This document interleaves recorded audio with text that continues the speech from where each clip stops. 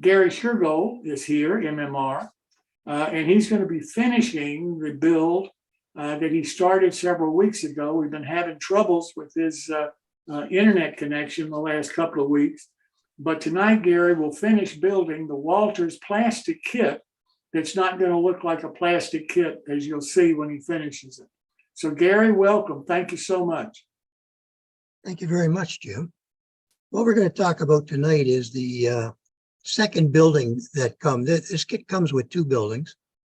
On part 4, I finished the first building and showed you the methods for making the plastic look like wood.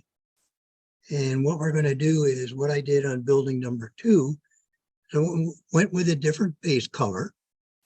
The same process of using your razor saw to do the scribing on the siding and on the other parts, the back porch and the railing, etc., on all the areas where there'd be wood. And then I took 3 colors and mixed them into put them into a palette. And then there's the original color. And then these 3 colors will be mixed. And what you would do is when the mixing is done, you start streaking your model, your sides of the building. Start streaking these in. And as you progress, this is basically what you do. You start blending these different colors in on the individual boards all around. And then you just keep blending and blending until you get this streaking effect. You leave this here. This is an inner wall, which the porch gets surrounded. Sorry, inner wall with porch gets surrounded. And then your different streaking from those 3 different colors you picked. And you can see the different shades that as a result of that, the original color shows through a little bit.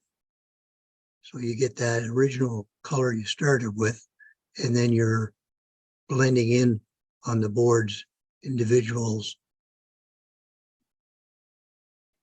And then there's the back porch put on. You can see the some of the original color in here with the blending in again. And then the front porch and the back porch, what I did was I did a very light porch. Same method, start off with your base color, and then you start just doing your streaking.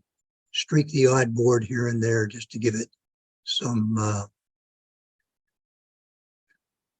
sort of individuality to the porch.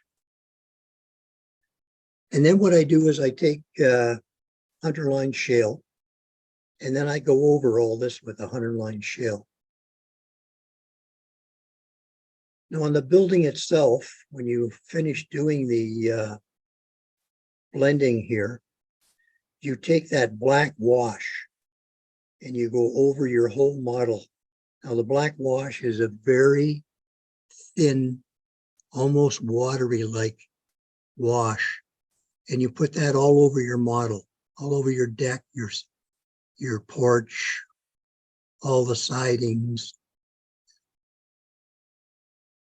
And that will blend everything in even more. You can see it gives it a very nice effect. Some of the boards I showed you earlier, you get the raised boards. These here holes are for the, as you'll see later, are for the downspouts. So the roof here, what I did exactly with the first building, I cut out these strips, which is sewing backing. It's a cloth-like material, but very, very thin, almost paper-like, but it isn't paper. And using sticky glue, I measured the front porch, back porch roofs, and then the house roof. And then I started laying these strips. And you can see the strips have been put on, and then a blending of different colors to give it some coloring to the roof. It It's supposed to be a tar paper roof, and this material gives a very effective sort of tar paper texture. Okay, so also with this kit, it's very nice. It comes with a full sheet of blinds and curtains, which are really nice. So what you do is using tacky glue after putting the glazing in. I went over and I picked out the window curtains and shades that I wanted to use. And I started putting them into the windows, the doorways of the building. Now this is the inside part of the roof, and this little item here, which comes when you put the roof together. Get this little item. This roof is removable, and you can put a light in there. That's basically a little fixture for holding an interior light if you wish to put a light inside your building. And there's the roof using that material again. And I capped it with that material. Leave room for the chimney. And you can see I've done a little bit of washes in that to give that roof tar paper effect. And here we are with the roof attached and a little more playing around with the roof material. And then the building put together, the roof put on, you can see the curtains. This is the tar paper effect. This has been weathered with pastels here and there to give the effect of wearing. Same on the side down here along the edge of the building where dirt would normally collect. You do a little bit of weathering there. This is the back part of the building. You can see I've carved away a little bit of the plastic to make these look like very well-worn steps. And then they were painted with a cement color. A little bit of chalks and that up on the roof. Same with the side and the drippings that would come off the side of the windows. There's another shot of it showing the raised boards. And you can see the graining, and it does really look like wood. Again, back part of the building, and we can see the eave troughs have been put in. See the difference on the sides. Okay, back part of the roof, just showing the roof where you can see I roughed it up a bit and just did a few chalks to give it that brown, blackish sort of used or well-weathered tar paper. Closer. The porch, you can see the porch, the graining in the porch, and then the different color of boards. This area would be well used. Steps again were roughed up and well worn. And as you get further in the porch, a little nicer. And then when you get near the door, a little worn a little more.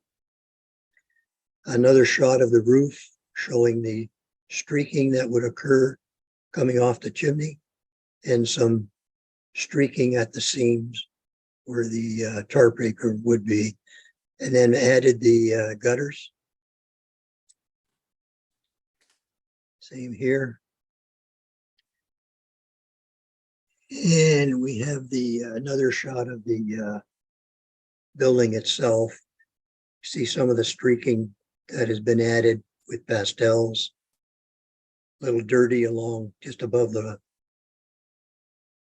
stone area where you would get the splashes from the ground and be splashing dirt up, and then dirt, and as rain would drop, you'd get streaking down.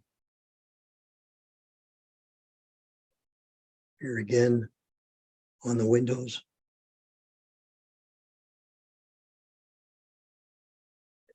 Now, that's the end of building number 2. And as you can see, when you do this method of this scribing with your razor saw, it really does bring out the grain, and the grain is highlighted when you start going through the method that it showed you. You can see here that this really looks like wood. It takes the straight lines that plastic has, and you can see the unusual shapes, which normally you would get with wood after it has been on a building for a while. Now, other buildings that I've done this is another one. This is the first building I ever tried this method with. And you can see here, this actually does look like wood. And it's a very effective method. Now, this building was done in a light color originally, and then 3 colors with the streaking of the different individual boards, and then everything blended together with the black wash. So it is a very effective method on plastic. Now, one of the other, I haven't just finished or done this method on buildings. I've also done it on cars. And this is a car, this is an AccuRail car. And what I've done is, this is a very heavily weathered AccuRail car. You can see here, this really does look like wood. Same with the boardwalk. And this is another car that I had done with that method. The roof walk on the top, and using your different colors and streaking, and then blending with that black wash. And that's about it, Jim. I'd like to thank Walthers. This little company kit is a very nice kit. And you get 2 buildings to work with. And it was an enjoyable project. And I'm in the future, my plastic buildings will be all done with this method. Well, I'm impressed with it, Gary. I can't thank you enough by showing us the technique, because it sure does put plastic in a different perspective, in my mind at least. A lot of us, me included, have looked at plastic kits and said, no, that's something I don't want to fool with. But doing them the way that you did it, it comes out, it does look like wood and stone. And I really appreciate you taking the time to do this for us. I thank you very much, Jim. It was a pleasure.